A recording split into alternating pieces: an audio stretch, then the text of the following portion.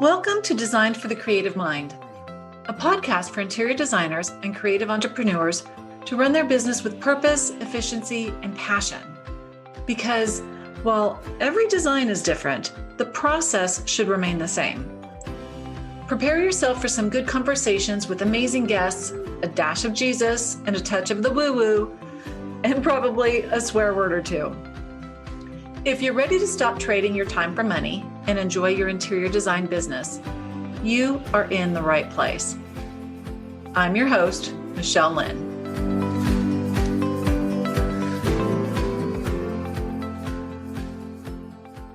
Hello, everybody. Welcome back to the podcast, Designed for the Creative Mind. This is a business podcast for interior designers and creatives, which is perfect because today I'm excited to announce that I have Nancy Ganzekaufer. I probably should have asked if I was pronouncing your name right, Nancy, before I introduced you, but Nancy specializes in coaching interior designers and service-based entrepreneurs. She can teach you to maximize your profitability and identify and serve your ideal clients with confidence. In effect, Nancy becomes your business partner. She helps you develop the most straightforward path to higher scalability, visibility, and profitability through confident decision-making, efficient systems development, and effective communication. So she is like the whole bucket of wonderful. And in addition to all of this, she's also the founding president of the Interior Design Society virtual chapter. She's an executive IDS board member at large, and she was the first recipient of the IDS Outstanding Leadership Award for her 12 years of active participation in national leadership and her local chapter in Long Island, New York. So can we welcome Nancy Ganzekaufer? If I pronounce your name right. Did I pronounce your last name right? You did, Ganzekaufer. It's very phonetic, but it's very scary because it's long. Thank you so much. I'm so excited to have you here. Oh my gosh. Yes, it is absolutely my honor. And I'm going to apologize in advance if I do some silly fangirling because your reputation precedes you, Nancy. You have been such a huge impact in the interior design industry for over a decade, right? Yeah, thank you so much, Michelle. Yeah. You know what? You just gave me goosebumps because it's truly been my last 25 years being in this industry. And this is not something I ever expected. This really is something that evolved slowly over time, like for so many people. But I was a businesswoman. I worked in a bank. I was a first vice president. I never even could design anything in my own house, right? It was like kind of like, I'm all business. What can I sell? Right. Right. And I became an art consultant and was one for 17 years because my mom was an artist. Oh. So she called me one day after my third son, when my third child was born, my son had to have open heart surgery and he was quarantined for 2 years. Oh, God bless that little babe. And you, that has to be heartbreaking as a mom. It was really difficult at that time. Third child, I had a 4-year-old, a 2-year-old, and a baby that was quarantined and was in and out of the hospital with pneumonia. And I couldn't work at that point. Like I had to full-time stay at home. And then when he turned 2 and he was no longer quarantined, and by the way, he's 22 today in his final year of college. Amazing. I know. So like all is well. I like to say that quickly so people don't go, oh my God, what happened? Yeah. You know, thankfully, he's an amazing kid along with my other 2. But my mother called me at one point when I was like, what do I do next in my life? Right. I was in the corporate world. I loved it. I could go back, but I got a taste of being at home and my kids need me. What do I do now? So my mother calls and says, I'm giving away all my artwork. This is ridiculous. I'm piling it up. I'm like, well, send it to me. Like, let me see what I can do with it. Because she was really a very talented watercolor artist. Ooh. She must have sent me 200 pieces, Michelle. Oh my gosh. So she was stockpiling it. Oh yeah, prolific. And she was running the art club in her community in Las Vegas where my parents had moved. So I now have 200 pieces of artwork and I'm like, what do I do? So I started having home art parties. And home art parties were not making me any money, but it was fun. Yeah, there's wine. and cheese. Yes. Right? So wine and cheese and sticky tacking artwork to people's walls, friends and family, and asking them to invite their friends and family. Oh, wow. And it really, again, I'd work like 60 to 80 hours a week, putting a party together. Anyone who's ever done Pampered Chef knows what it's like. Yeah. Right? To put together. Back in the day, I could completely remember those. Yeah. And I hated those, by the way. I never went to those home art parties. I was not even one of those people, yet suddenly I was having them. So working my butt off, doing little cafes, doing street fairs, doing home art parties, making nothing, giving my mother a little new lease on life when she was in her 50s, which is now where I am. I can't even believe it. And one day an interior designer walked into a party, and that changed my entire path. Really? Yeah. And I still remember the designer, and I still see her once in a while, and I thank her because she said, that's the perfect piece of artwork for my client's home. Can you bring it to the house? And I just started saying yes. Yes. Mm-hmm. Then we're at the house. They loved it. We're going to design the whole bathroom around it. By the way, it wasn't my mother's piece. It was a different artist that I had started. I had started to take on other artists because they found me, right? So I was carrying artwork. They would give it to me on consignment for free. I would show it in all these places. And then if I sold it, then I would pay them. So I'm at the person's house with the designer. She's like, can you help us frame it? I'm like, absolutely. I don't know anything at that point. I don't know the difference between a watercolor and an oil, what needs matting, what needs glass, like nothing. I have no idea. But you had the confidence to just say yes. Which is why confidence is the basis of all my coaching, right? And I tend to very much attract people who are looking for that.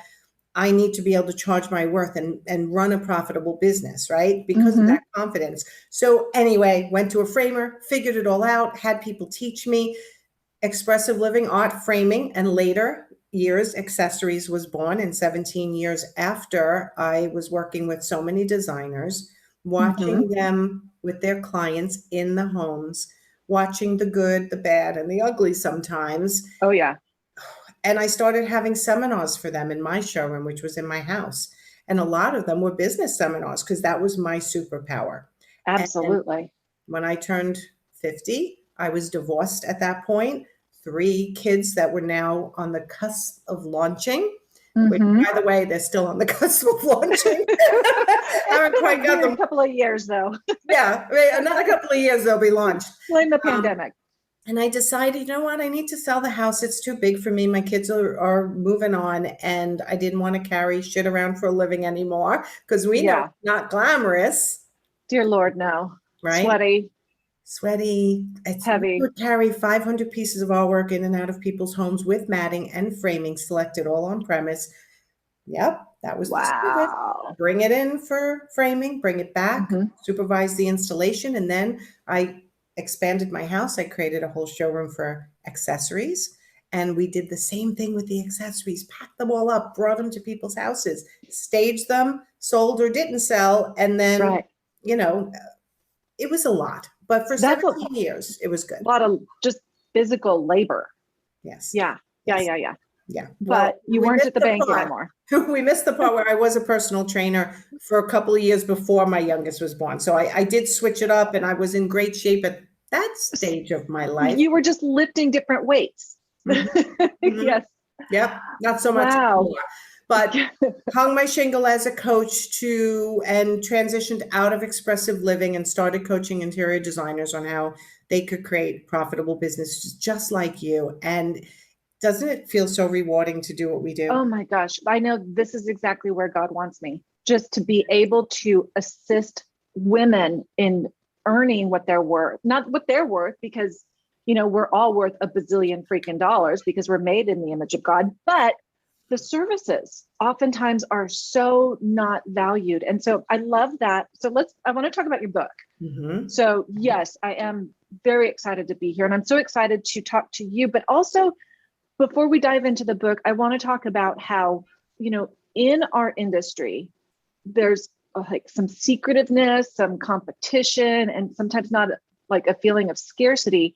And I want to just say that, you know, leading by example as two coaches here, Yep. it's important that we all just recognize that there's somebody for everybody. And as a coach that I am, I've got my program, I do some one-on-ones, you do your one-on-ones, you do your programs and stuff like that.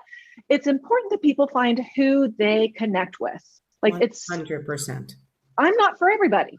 Like I'm totally not. I get that. And it's the same thing with your clients, is that you're not for everybody. Correct. Lesson 101, right? Not everyone is your client. And for the people who are listening, who are eventually looking for a coach, if ever, you just do have to be attracted to almost like their voice, their style, the way they communicate. And if you're not, don't try to force it, because it's never going to work. Just like if you it's like dating. Force it. It's exactly like dating. And I know that well, by the way. That's a conversation for cocktails. Absolutely. So let us just lead into this conversation. I want to talk about your book and just other things that are applicable to this industry and what you bring to so many individuals. But just leading by example, that we've got two coaches here that are arm in arm, wanting to continue to lift the industry, one person at a time. Absolutely. And it's going to take all of us to do that, because this industry really, when I came into it, it was a whole different ballgame back then. Yeah, I couldn't find anybody to help. That's right. I think it's because nobody knew what the hell they were doing. Correct. So they didn't want to share. Right. So and there's a whole new education that we're giving the public, as well as giving the designers, on what this industry is worth. And that's been my mission since I started. Like these services for the people who are listening are so valuable, and people need them, and you need to be there to be able to serve them. Right. So yes. I do too. So Nancy's book is called Respond with Confidence. And I got it off of Amazon, like maybe right when it came out. And I've had the chance to flip through it, and I'm so excited for you. Congratulations, Nancy. This is a hell of I can barely I outsource my blogging because I can barely get a blog done these days. Well, God bless you for getting a book done. It was not easy. And about halfway through, I hired a book writing coach. And halfway through I went, I don't want to do this anymore. I don't like this. It's painful and it's stopping me from doing other things. And I turned into a big baby. And I was like, I'm a talker. I'm not a writer. Can I hire a ghostwriter? And he's like, you can, but you're halfway through.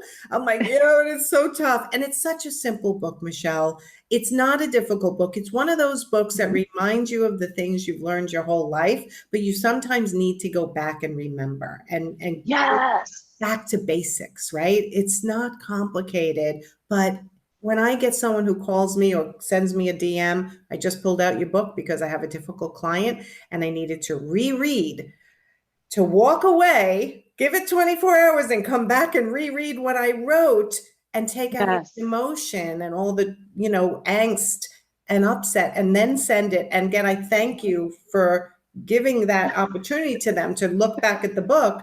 I thought that's why I did it. Absolutely. And it's so funny because one of the things that I marked in your book is don't assume they're out to get you.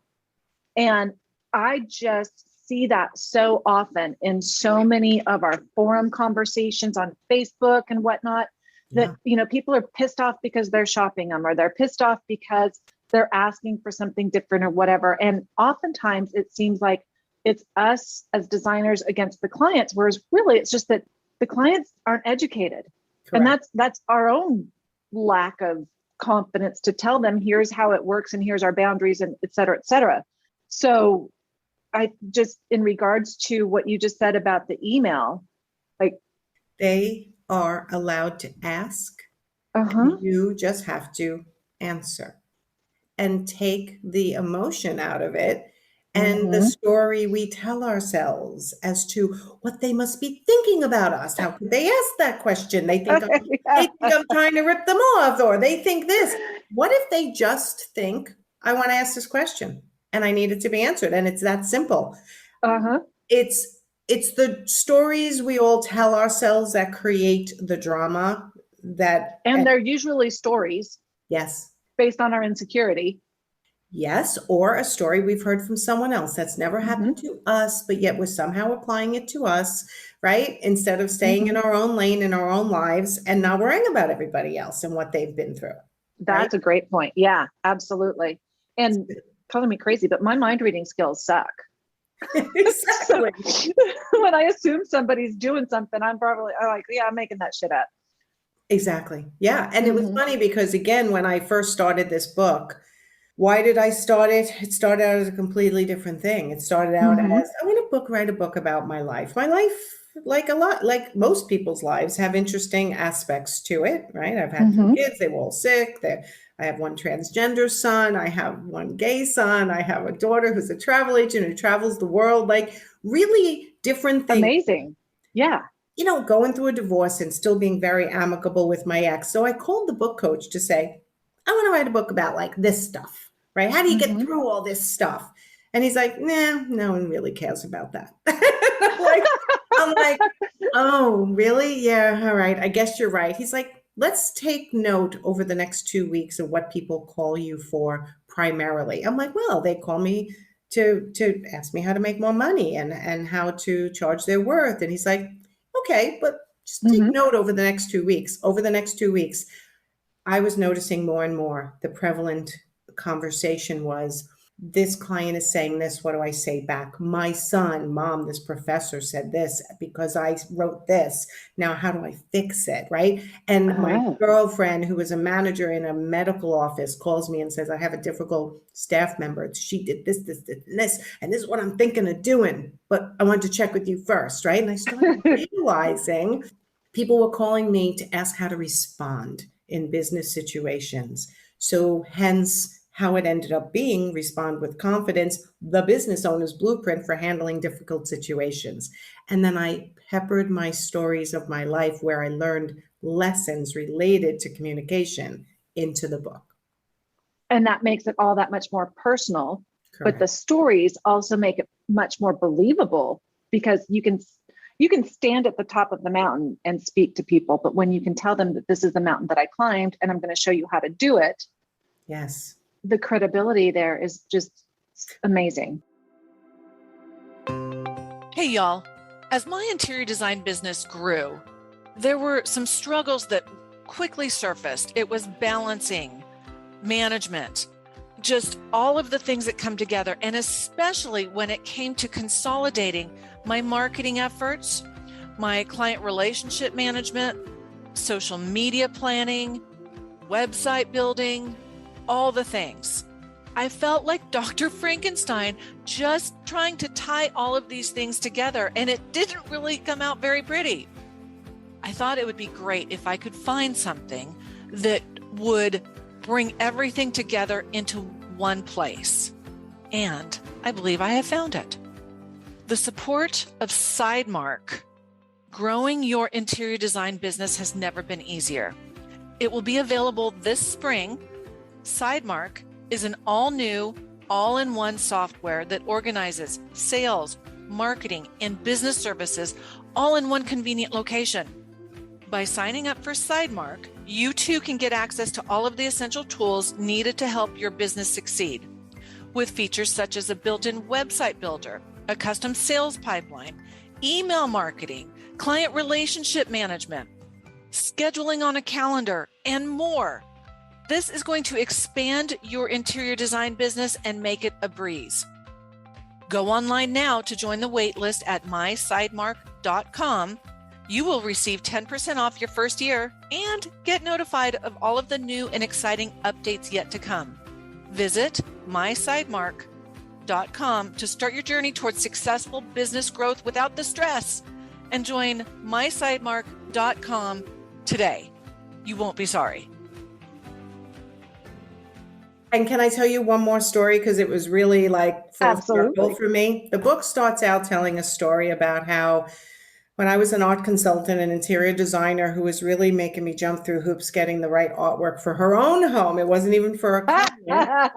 And I don't know how many emails, 5, 6 in, changing her mind, changing her price point, changing the style of the art. Oh, I was going crazy. So I hit respond and I hit forward to my assistant at the time and said, "Oh my God, what a pain in the ass this woman is, blah, blah, blah, blah, blah, blah, blah, blah." And I had hit reply instead of forward. Oh, son of a monkey. Yep. And I stood up. My whole family was there. I started screaming. I'm throwing my computer at my kids because they were young teenagers. Like, take it back. How do you get the email to come back? Right. So there was no way. She had a BlackBerry. I ran into my bathroom. You'll read it in the book if you choose to buy it, everyone. But in the end, 2 months ago, I was hired to speak local at an event for interior designers. And I walked in and everyone was getting a copy of my book. And she was there. Now, obviously, I didn't name her in the book, but I walked right up to her. I'm like, "Hey, like, you remember me?" And she's like, "Yes, I do, Nancy. How are you?" And I'm like, "Oh, I'm great." And she was friendly to me. But I said, "By the way, there's 100 copies of the book in those bags. And when you're reading it, you're the story in the front. Do you remember when?" And I repeated, and she's like, "Yes, I tell that story often." I'm like, "Oh, Ouch. right? Yeah." But then you know what? She graciously said, "We've all made mistakes and it's over. And congratulations on your book." So she was very gracious. Oh, that's fantastic. So. Well, and it just goes to show that, you know what, there's nobody that doesn't make mistakes. So when people are feeling like they're an imposter, or that, you know, that you've got all your shizzle together because you look polished on your Instagram, there's all sorts of stories that we all have. And it is truly responding with confidence, because you could have like not even greeted her Yes. when you walked into that room. Yes. So that would have been the easy way out. My heart was racing. I can only imagine. Yeah. And how many years had passed? Oh my goodness. I mean, that was, so I've been a coach for 6 years now, and that was probably in my first 5 years of being an art consultant. So and your heart was still racing. Yeah, because, you know, it's embarrassing to make a mistake, but the bottom line is, just like I did when it happened, I faced it. I called her right away. I said, "You're going to open up your email. You're not going to be happy with what you see. So I'm going to ask you to delete it without reading it. But if you decide to read it, my apologies." And then I made my excuses. "I'm having a tough night. My kids are sick, blah, blah, blah," which I don't even remember if they were true or not. Right. And hopefully you'll on. still do business with me. And she's like, "Of course I will." But no, she never did. But on the other hand, that kind of goes back to not every client is for you, because that was kind of a relief not to have to deal with it anymore. It really was. It really was. Yeah. It's like sometimes getting like, so that's a great question. So when you get negative feedback from a client, or maybe a client says, "I just don't want to work with you anymore," or whatever the case may be, what do you see as the biggest mistake that people make when they get that feedback? I think they try to hold on too much. I mean, I always say, if your business owner has 15 clients pending or in the hopper or in your pipeline, one client saying, "I don't think you're the right designer for me," let's say, is going to not devastate you. You're going to be like, "You know what? You're right. Maybe it's better if you work with someone else." But if you only have 1, 2, or 3 clients on the docket, it hurts. You're suddenly like, "Well, what did I do wrong? And how do I get it back? And how do I save it?" And really, sometimes it's not about you at all. It's just that it's not a good fit. And in the dating world, you learn quickly to say, "I don't think we're a match," even though you're a really great person. And if you can learn to say that in your business and not dwell on it and feel like a failure because it's just not meant to be, then it will take you light years, you know, into the future and advance your business just by getting the confidence not to chase someone who's really not a good fit. And you'll have more joy. Much more joy. Because like I look back at the yahoos that I dated before I met my husband, and I didn't get married till I was 37. So I dated a lot of yahoos. Thank God none of them asked me to marry them, you know, because I dodged a few bullets there. Exactly. Because I probably would have said yes, just out of ignorance. Let's just call it ignorance. Yeah. So it's like, you can apply that to your clients as well. Dodge that bullet.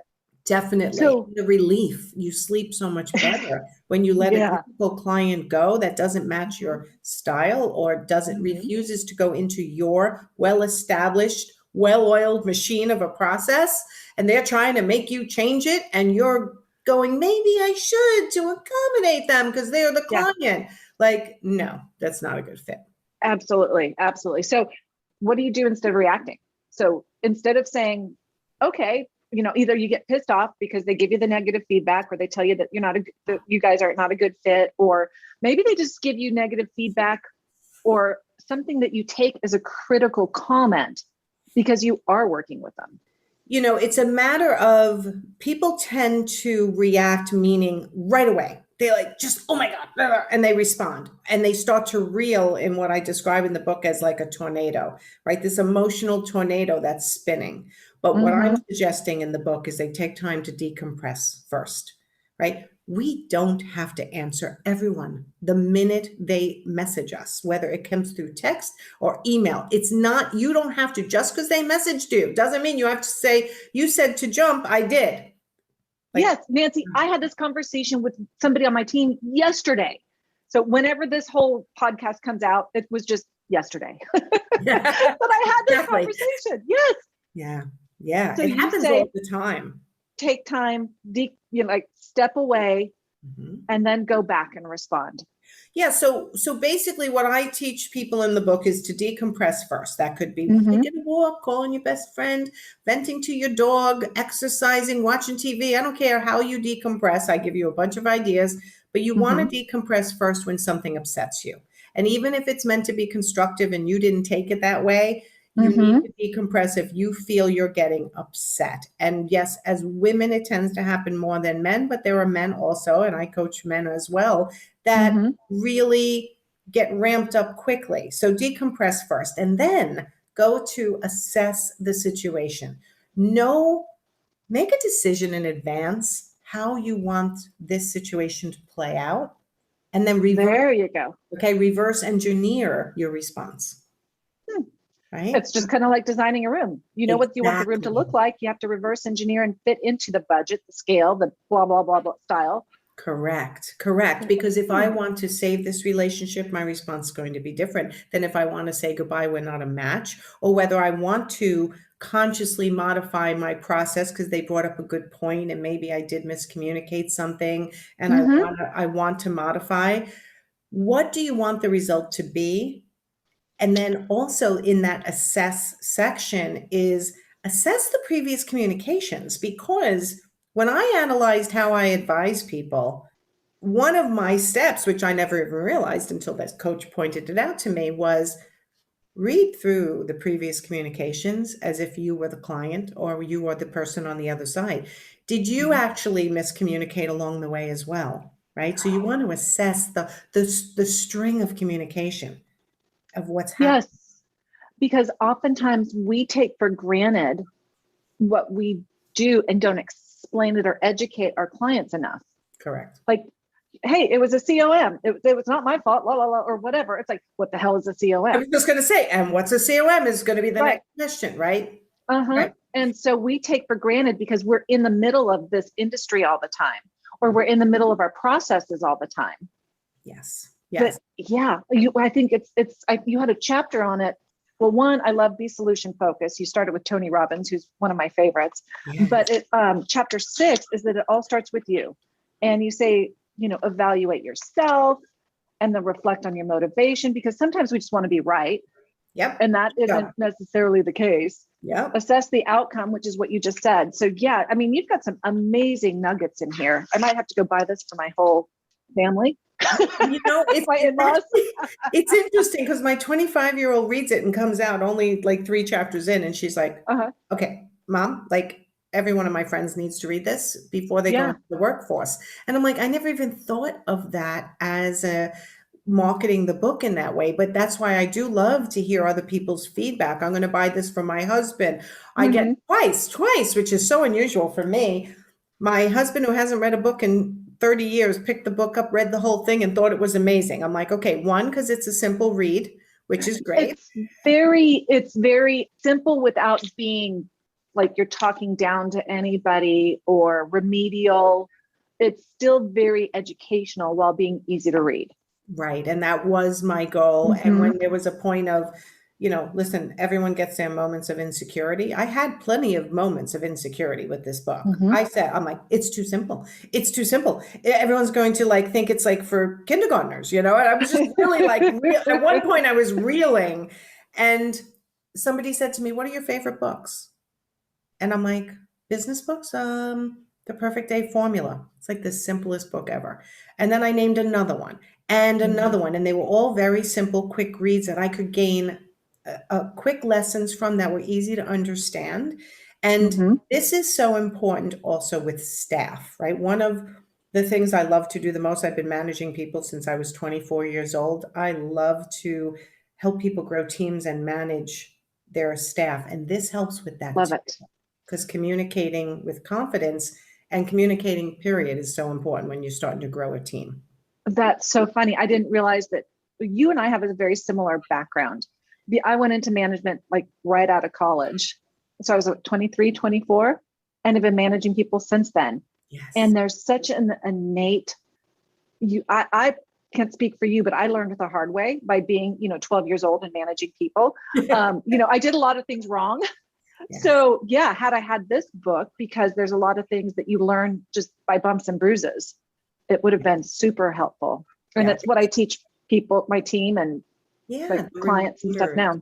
The reminders. It's just like, I don't know if you ever diet, Michelle, but you know what? Lord. You diet, you can read about dieting for our entire lives and just, oh yeah, I forgot about that. Oh yeah, let me read. Like, these are refreshers that we tend to just move away from when we're busy, right? So that's why. Yeah, just moving at the speed of lightning. I think you mentioned in the book, you don't like the phrase, I'm sorry. Yep. Can you expand on that? Because I think that that's a very common phrase that we're taught the client's always right. It is one of the phrases that drives me crazy. And believe it or not, my entire team, when they get hired and when they're on, they're not allowed to say they're sorry. Because to me, I'm sorry means I did something purposely to hurt you and I need to say I'm sorry. And I do say I'm sorry. I'm not a person who never says I'm sorry. If I've done something to hurt you purposefully, I will be the first. Like when I say purposefully, it could be purposely by mistake, but it's more of the hurtful, right?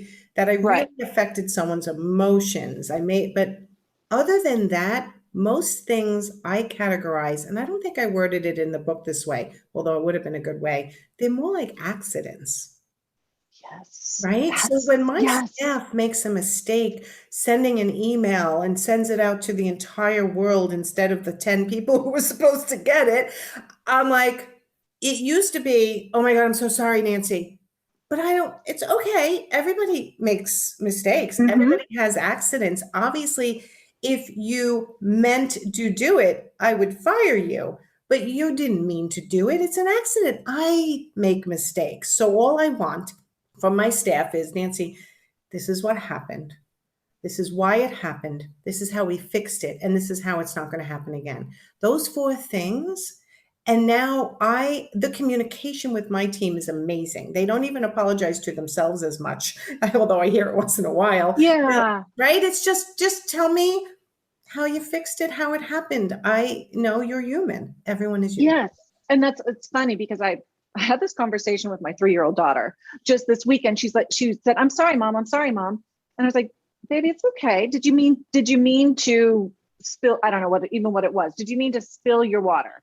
Yeah. And it was just like, if it's an accident, it's okay. It happens. Exactly. And I'm praying that as she gets older, she doesn't have that automatic lingo of I'm sorry, because it's what I love the way you explained it. Like I never put my finger on it, but I can feel it in my heart. I don't want you to feel like you did something wrong. Exactly. Right. And when you think about, you're giving them the ability to be human and make a mistake and just explain what happened and how it's not going to happen again. You're actually providing growth for them as well.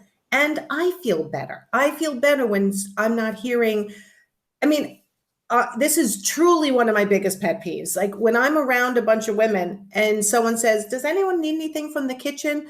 And I say, I'd love a glass of water. Okay, great. And they forget to bring it back. No big deal, right? So I get up and go to get it. Oh I'm so sorry. I forgot to get your water.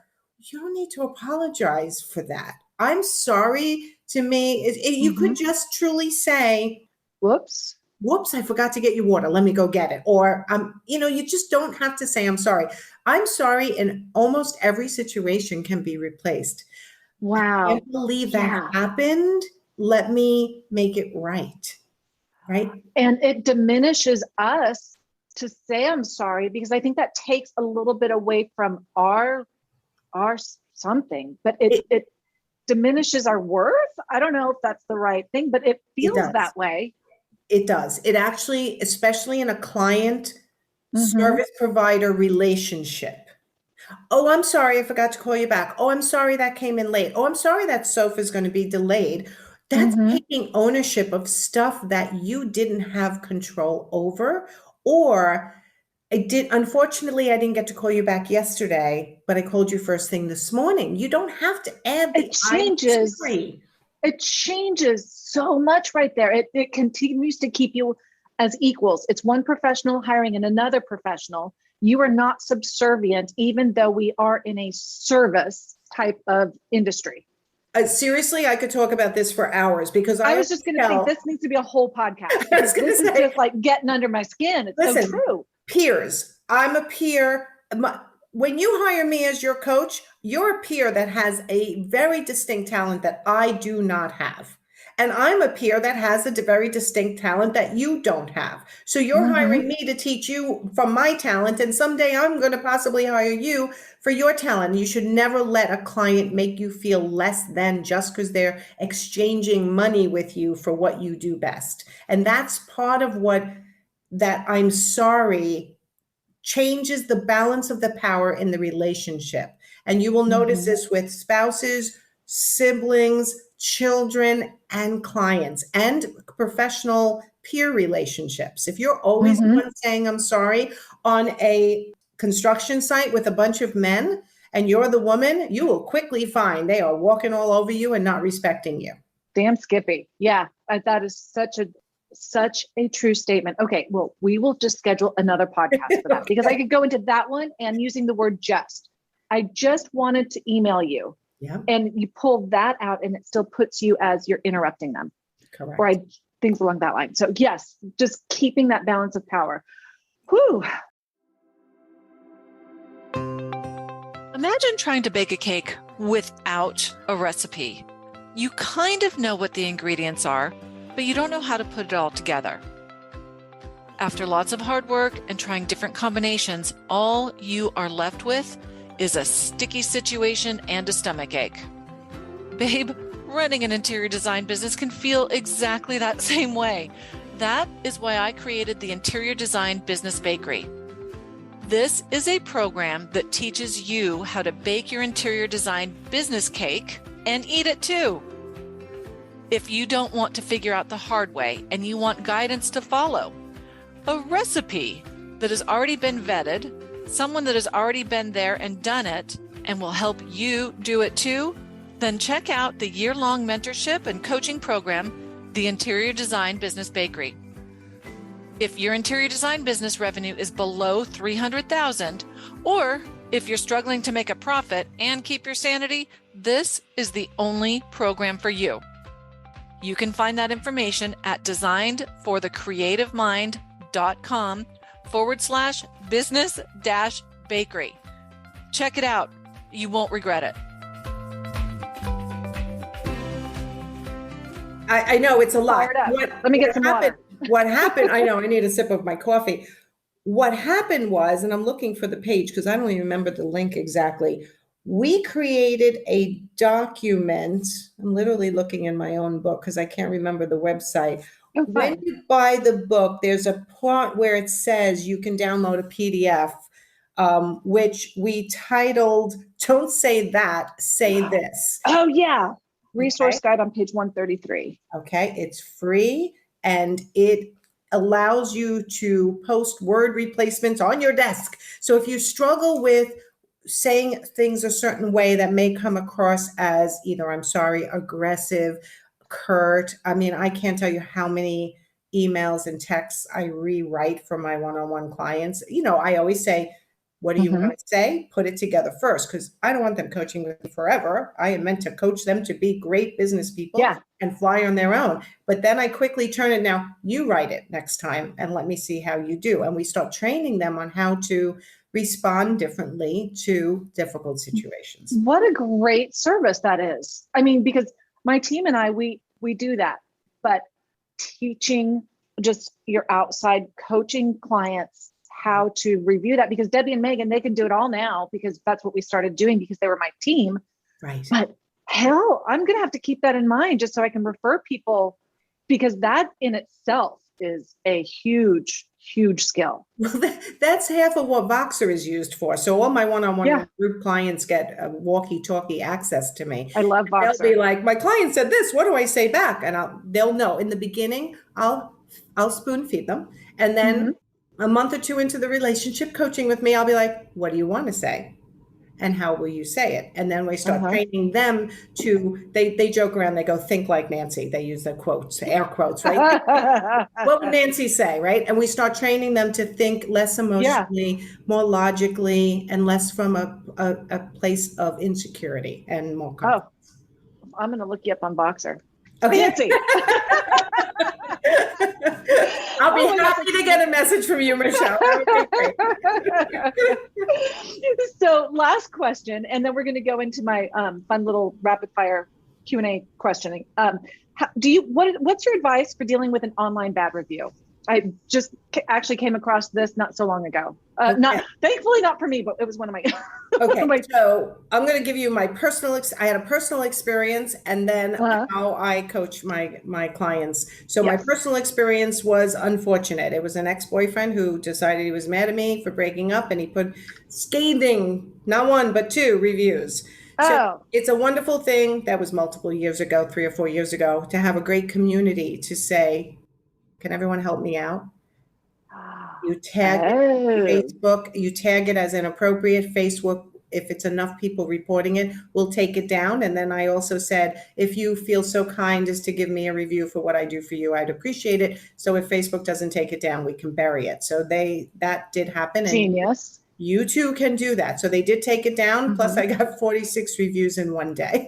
so I'm like, maybe I should try that again. I was like, who else can I piss off? Right. Through my tears that day. I'm like, this is so nice. Right. So I went into my group, the Interior Design Business Forum, and I'm like, I think it had about 3,000 people in it at the time. Now it's up to, I don't know, 7,000 or 8,000. But amazing. It was like, could you all please do me a favor? But if a client gets a negative review, an interior designer, let's say, their tendency is to be so verbose in answering it. Well, you said this and I said this and and I want them to know and And I'm like, no, you're getting sucked into that negative tornado. And it's much more professional for you to say one of a couple of things. So let me think. One could be, as we discussed on the phone, these were not exactly the facts, but I am disappointed that you are upset. And like literally leave it at that, right? It's going to show that you took my road. And you said you didn't even say, I'm sorry, you're upset. No. And again, it's like natural for me not to say I'm sorry anymore, that sometimes I actually have to go, oh, I should have said I'm sorry.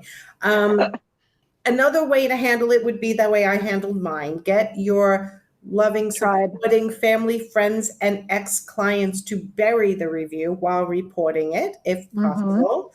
But most of the time, I'd say, get a check on reality of how many people are actually going to see that bad review and believe it. And give a really professional, it's unfortunate you feel that way. I provided you with everything that I had promised you I would provide you with for what you paid me. Yes. And it's just the facts, ma'am. Just the facts. Just the facts. And in my group, somebody did write like a very long, this woman wrote this. So I wrote, I'm thinking of writing this back. And oh my God, it was so long. And I'm like, please don't do that. And I just said, so I'm like, please don't do that. Just do not have a public pissing match. Yes. It's just. I see that on my Nextdoor app all the time. Right? Yes. Do you guys not have anything better to do than come up with these responses that are just like you said, a pissing match? Right. And how long did it take you to come up with that pissing match?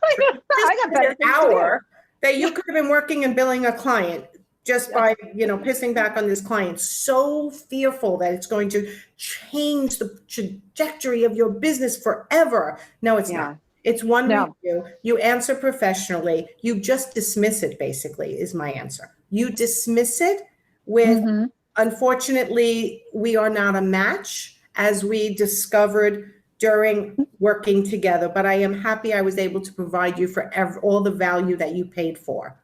And if anything, that professionalism is going to show anybody who's reading it that you have that emotional and professional maturity to just move on. Maybe I will call her.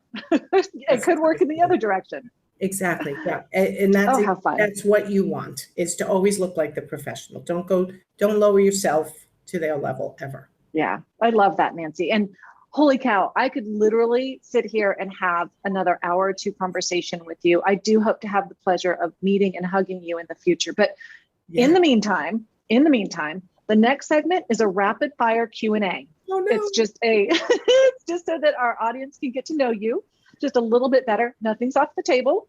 Okay. So let's see what we've got. We'll start off easy.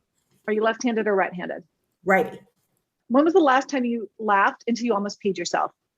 2 days ago with my daughter over the cave cricket that was hopping around my house and just trying to catch it. She was screaming at 25 years old. She's screaming. I'm walking around with the Swiffer. It's hopping. We're screaming. We're laughing. It was really fun. Oh, that sounds, everybody needs a good laugh. Yes. More often than not. What's your dream travel destination? I want to go back to Tuscany. I've been there already, but I would love to live in Tuscany for 2 or 3 months. And really I'm all Italian, so I'd love to just get more into the food and we should gather a whole bunch of interior design business coaches and have a mastermind at a villa. I'm in. What do you say? Totally. I would love to do it. Or a bunch of clients and just do a full interior design master class, 3-day or week, whatever. Retreat. Yeah, that sounds great. Have a couple people rotating through. You can stay for a week. Yeah. Yeah. Oh, the things we could do and write it off on taxes. Exactly. Chocolate chip or oatmeal cookie? Chocolate chip every time. Yeah. Red or white wine? Chardonnay, white. Oh, brand? Do you have a favorite? No. I'm an equal opportunity Chardonnay drinker. No, I do not have. I like many, but I do order my wine from Dry Farm Wines, which is no sugar and no sulfates, because of my trip to Tuscany. I couldn't believe how much we could drink and not have a hangover. Right. Yeah. I'm a full believer with that. Okay. If you couldn't be in the profession you're in now, what would you be doing? If I couldn't be in the profession I'm in now. So it's not my dream like when I was a kid. Or if you weren't in this profession, what would you be? I don't know. What would I be? That's a good thing, right? Yeah, you know what? I love what I do. And what didn't come up is I'm also a body language trainer, which goes hand in hand with communication. So I've been continuing my education so that I can continue to teach. I guess maybe I'd be a psychologist. Yeah, well, we kind of are, right? Yeah. Kind of are. And I'm glad it didn't come up as body language, because I would have had to turn my camera off as we record this audio. Everybody gets nervous when I tell them I'm a body language trainer. I love that, though. It's so new podcast. Any belly button or outie belly button? Any. And what is your favorite form of exercise? Treadmill and running outside, which I can no longer do without aches and pains so much, but I still love it as my go-to to clear my head would be running. That's how you decompress. Yes. There you go. Yes. There you go. When was the last time you took a nap? In High Point a week ago. I don't know when this is coming out, but in October. Well, it was just yesterday I had that conversation with my staff, my team member. Yeah, when I was at High Point, I got tired. I'm like, I don't need to be anywhere. I could be a lot of places, but you know what? I'm going to go back and take a nap in my hotel room. And it was fabulous. Amen. Yes. So are you an introvert or an extrovert? I am an ambivert, which is a little bit of both. I gain a lot of energy from being around people that I'm helping. But when I go into just a social situation, sometimes it's a little draining for me. So I have to go rejuvenate and be by myself. So I'm a little bit of both. That makes sense. I can I can see that. There's a difference when you go to social versus going to serve. Yes. And going I to hadn't given it that serve thought. is what helps a lot of people. One of my kids suffers from pretty severe social anxiety. And Mhm. there's a tie there to when you are serving, you tend not to feel it as much as when you're just being yourself, which is interesting, right? Because the interesting is not on you, or no, like the attention's not on you. The attention is on the audience that you're serving. Correct. And the information you're giving and providing. Right. Love that.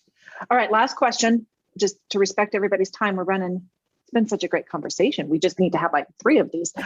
If you could have dinner with anybody, dead or alive, who would you invite? One person. Vanessa Van Edwards, who wrote the book Captivate, who is my body language trainer. She's the one who certified me. And I love her. And I love the science behind body language and just her whole mission in life, and understanding human nature and the nonverbal is fascinating to me, that I would love to get her to dinner and talk to her all about that. And watch.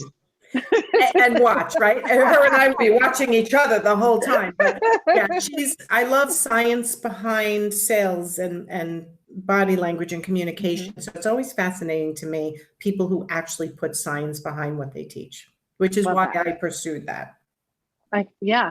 Because there's more than just what, no pun intended, there's more than what meets the eye.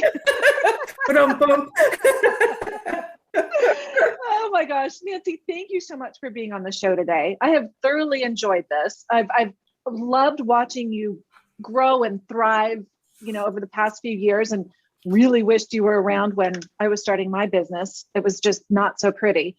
But I'm certain that the audience has loved everything you've shared on today's podcast. So can you tell them how and where they can connect with you?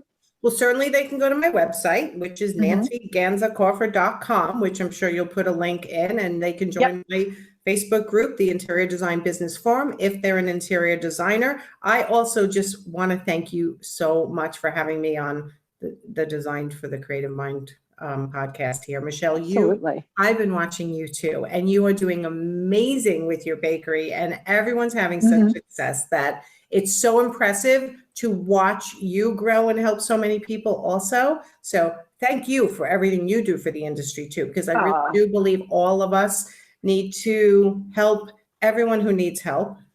Yes, a rising tide lifts all boats. Definitely. And this industry is just so hungry, because what we do serves, it changes lives. It does. In somebody's homes, they wake up to a refuge, they go to sleep in a refuge, they can be their best selves in the middle of the day. Yes. And it's just like the collaboration that we are showing from the top down, so to speak, right? The coaches collaborating, being friendly, supporting each other is what's going to make them realize that when I started in this industry, nobody would share me as an art consultant. No, I'm not going to share your art consultant. And I'm like, please share me, because otherwise I'm not going to be here for you when you need me, right? So teaching to share your resources, be generous with your knowledge is just the basis of everything that I do. So thank you for having me here. I truly appreciate it.